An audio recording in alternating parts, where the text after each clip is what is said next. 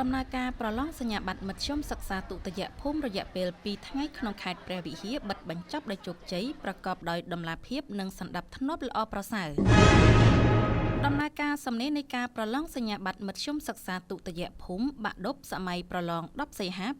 2026ក្នុងខេត្តព្រះវិហារដែលបានប្រព្រឹត្តទៅអស់រយៈពេល2ថ្ងៃគឺចាប់ពីថ្ងៃទី10ដល់ថ្ងៃទី11ខែសីហាឆ្នាំ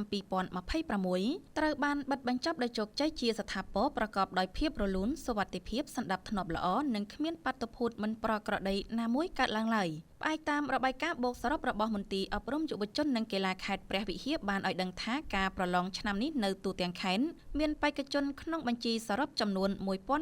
1952នាក់ស្រី1150នាក់ក្នុងនោះបេក្ខជនបានមកប្រឡងជាក់ស្ដែងចំនួន1938នាក់ស្រី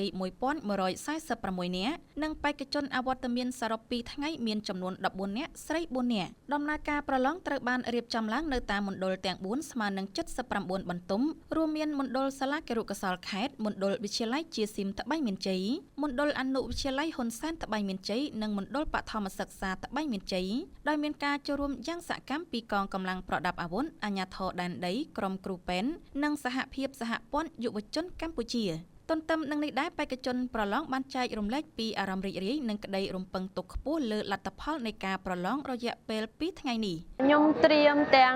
កម្លាំងចិត្តកម្លាំងកាយដែលយើងបានខិតខំសិក្សារយៈពេល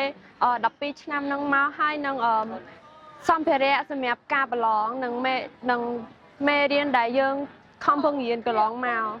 ខ្ញុំសង្ឃឹមថាខ្ញុំអាចនឹងបាននិទេសសេដេឬក៏អីក៏បានដែរឲ្យតែជាប់គឺម៉ាក់ប៉ាខ្ញុំទទួលយកបានទាំងអស់ជាដំបូងខ្ញុំសូមអរគុណដល់ពួកគាត់ដែលតែងតែលើកទឹកចិត្តខ្ញុំឲ្យខ្ញុំខិតខំសិក្សារៀនសូត្រគាត់តែងតែមើលថែទាំខ្ញុំ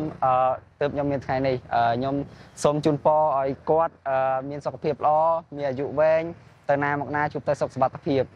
ជារួមរយៈពេល2ថ្ងៃនៃដំណើរការប្រឡងសញ្ញាបត្រមធ្យមសិក្សាទុតិយភូមិក្នុងខេត្តព្រះវិហារបានប្រព្រឹត្តទៅដោយគោរពតាមគោលការណ៍ច្បាប់យុត្តិធម៌តម្លាភាពនិងលទ្ធផលទទួលយកបានគណៈកម្មការប្រឡងនិងអាជ្ញាធរពាក់ព័ន្ធទាំងអស់បានបំពេញភារកិច្ចយ៉ាងសកម្មដើម្បីធានាឲ្យសម័យប្រឡងឆ្នាំ2026នេះបញ្ចប់ទៅប្រកបដោយបរិយាកាសកក់ក្ដៅនិងជោគជ័យ